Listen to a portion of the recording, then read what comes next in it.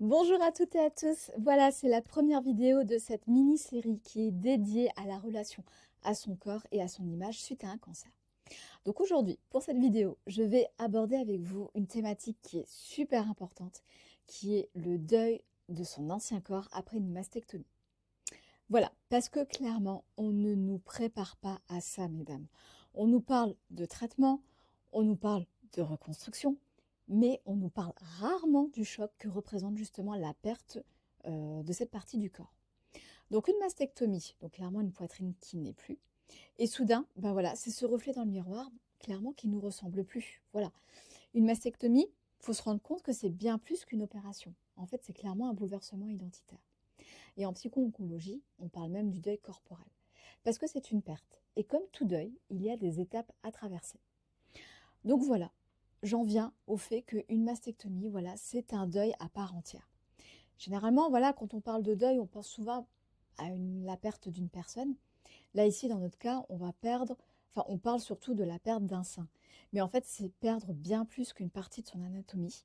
En fait, c'est clairement un deuil de soi, un deuil de l'image que l'on avait de son corps.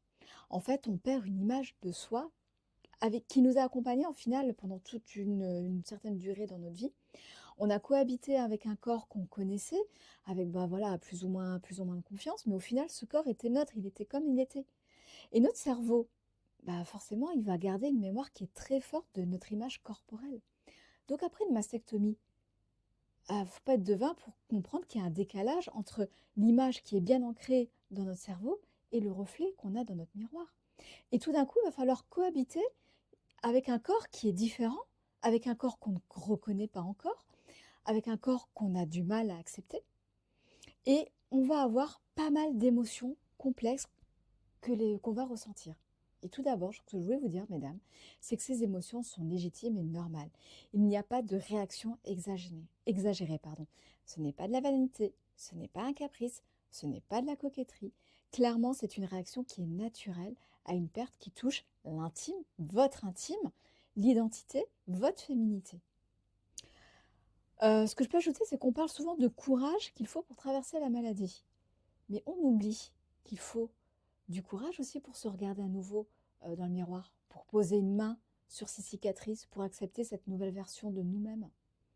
Parce que clairement, on ne perd pas juste un sein, on perd clairement une partie de notre identité. On perd une partie de notre féminité, du rapport à la séduction, on perd du désir, on ne sait pas comment les autres nous perçoivent. Donc en fait, tout est bousculé, tout est chamboulé. Et ce qu'il faut que vous sachiez, c'est que se regarder devant un miroir devient un exercice qui est complètement difficile. On va se demander si on va pouvoir encore se sentir belle, se sentir séduisante, si ce corps va être accepté par l'autre, si on arrivera déjà nous-mêmes à se l'approprier à nouveau, ce corps. Mais ces sentiments-là, on les garde pour nous, parce qu'on ne veut pas déranger. Parce que l'essentiel, entre guillemets, c'est d'être en vie. Parce qu'on se sent coupable justement de souffrir d'une perte qui, au final, aux yeux des autres, aux yeux de l'entourage, bah, ne devrait pas être si importante face à la maladie qu'on vient de subir ou que vous subissez. Mais clairement, mesdames, s'il vous plaît, il ne faut surtout pas minimiser cette douleur. Ce n'est pas rien, ce n'est pas un détail. Se sentir bien dans son corps, c'est essentiel. C'est aussi essentiel que de guérir physiquement. Parce que la reconstruction, elle est autant intérieure qu'extérieure. Alors oui, vous êtes en vie. Oui, je suis en vie. Mais être en vie, c'est aussi se sentir bien dans cette vie. C'est être bien avec soi-même, être bien avec son corps, être bien avec l'entourage. Donc oui, mesdames, vous avez le droit de ressentir ce vide. Vous avez le droit de pleurer la perte de votre ou de vos seins. Parce que c'est en traversant ce deuil que vous pourrez un jour avancer vers l'acceptation.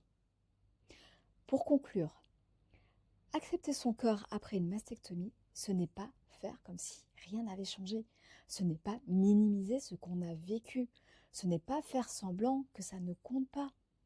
En fait, clairement, c'est apprendre à son rythme à se voir autrement, à se redéfinir, à retrouver un équilibre entre ce que vous avez été et ce que vous allez devenir, à reconstruire une relation avec votre corps qui a traversé tant d'épreuves.